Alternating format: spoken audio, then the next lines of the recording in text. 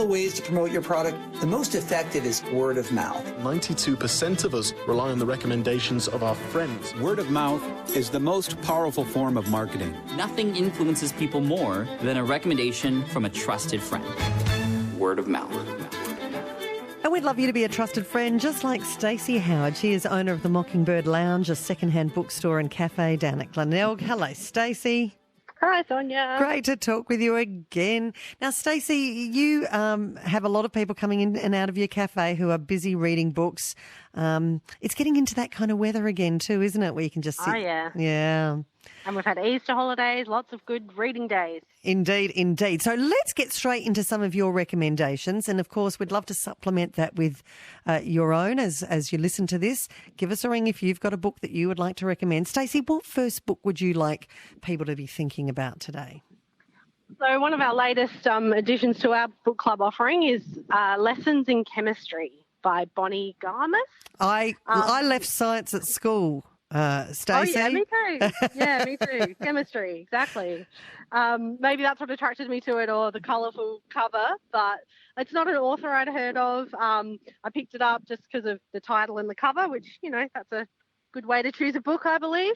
But, yeah, this one's set in around the 50s in America, and the main character is a woman who is definitely strong, feminist, scientist, and just due to circumstances, she ends up being the host of a TV cooking show, and she uses it as a way to, empower women, and she basically teaches chemistry. She believes cooking is chemistry, and she uses all the scientific words for everything and talks about all the chemical terms and the bonds and everything, and it's a story of her life and the things that happened to her, but this humour woven throughout with this cooking show that I wish was a real show, because it was so funny and entertaining to read about.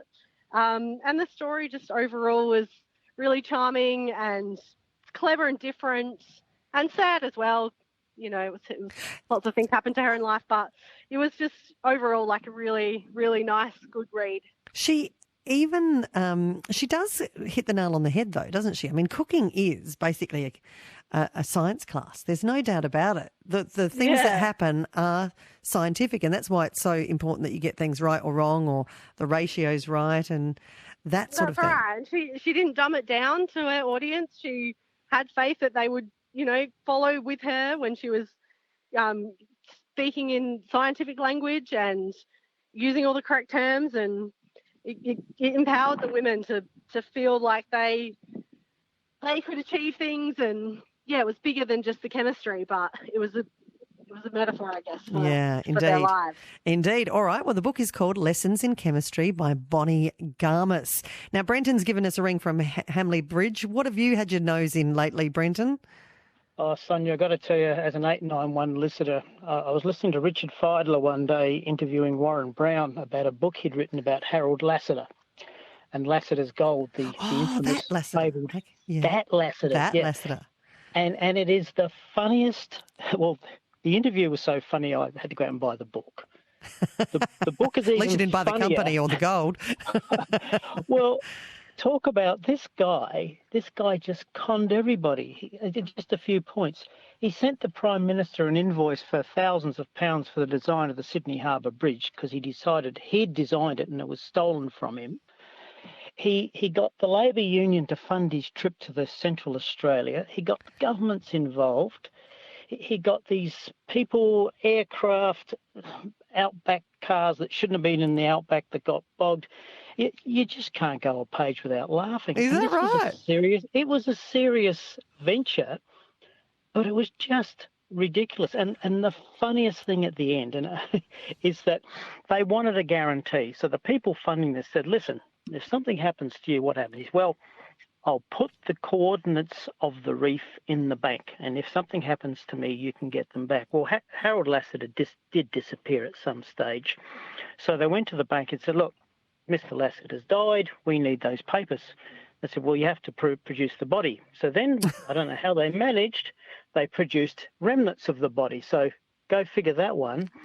But when they opened, I don't know that I would have wanted to receive those.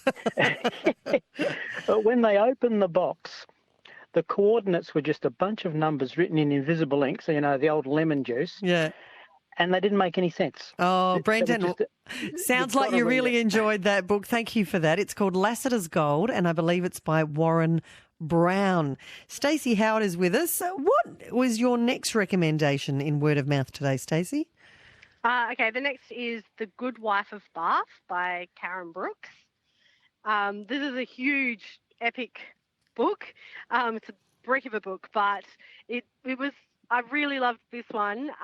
It's a retelling of Geoffrey Chaucer's The Canterbury Tales, one of those stories. Yeah. And the Wife of Bath, I think, was the Chaucer story, which I haven't read, didn't know anything about it. But I always found Chaucer a bit challenging. anyway. Yeah, I always found Chaucer a bit challenging, I've got to say, but the stories have been enduring, like The Wife Yeah. of Bath. Yeah. Right. Well, this is kind of a modern retelling, but still set in that time.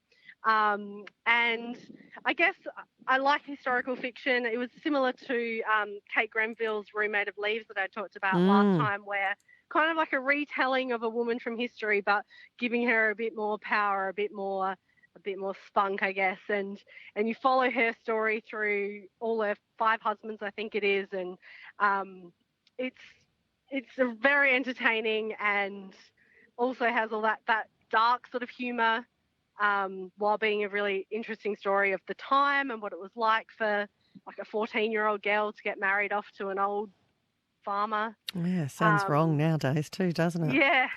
It probably was wrong in those days as well, but still, I see where you're going with that. Yeah. The Good Wife of Bath by Karen Brooks. We're in the middle of Word of Mouth. We're taking a look at your book recommendations today with Stacey Howard from Mockingbird Lounge. Hello, Butch.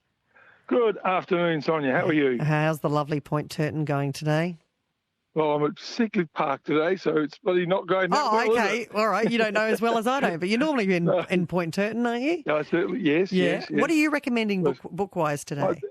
Fake History by Otto English, 10 Great Lies That Shaped the World. I finished the other day and wanted to start reading it all over again. Oh, Fake History, the 10 Great Lies That Shaped the World. Yes. And that's a non-fiction book, presumably? it's a non-fiction book, and I found it absolutely fascinating. Good on you, Butch. Nice to hear from you.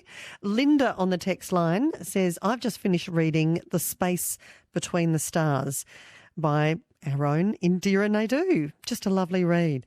Yeah, she looks at grief, I think, in this after she lost her sister in the last couple of years, and how she found her way in the world again, how Indira came back from grief through nature, if my memory serves me correctly. Thank you for that, Linda. It's called The Space Between the Stars. Stacey Howard, you've got a final recommendation for us. Tell us about Cloud Cuckoo Land. Right, so that's by Anthony Doerr, who wrote All the Light We Cannot See, which is a Love beautiful that book book, that came yeah. out years ago, and that was such a like well-loved book for book club. And as soon as I knew Anthony Doerr was writing another book, I knew I would be buying a set for our book clubs without even knowing anything about it. And it is very different to All the Light We Cannot See, but it's equally a beautiful book and a beautiful story. It's got 5 different characters that you follow through that start from hundreds of years ago to like hundreds of years into the future. So it's a really broad story, and each one of those 5 characters has their own story that could stand alone. I could read a book about each of them, but they all tie in together to do with the history of stories. And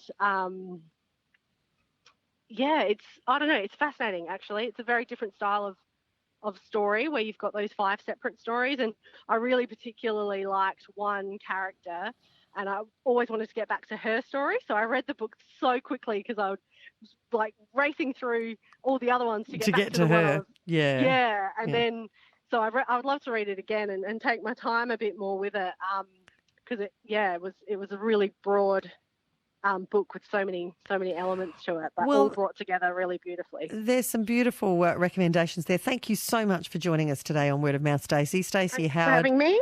is owner of Mockingbird Lounge, the secondhand bookstore and cafe down at Glenelg. Now, just to go through those recommendations again that she gave: Lessons in Chemistry by Bonnie Garmis, The Good Wife of Bath by Karen Brooks, and her final recommendation was Cloud Cuckoo Land by Anthony Doerr. Anne, you rang to recommend The Shadow King by, is it Mazza Mengistu? It's about the war in Ethiopia. So well written. The images it creates are so vivid, it's almost overbearing at some time. The women in the book are fantastic. So that's The Shadow King by Mazza Mengistu.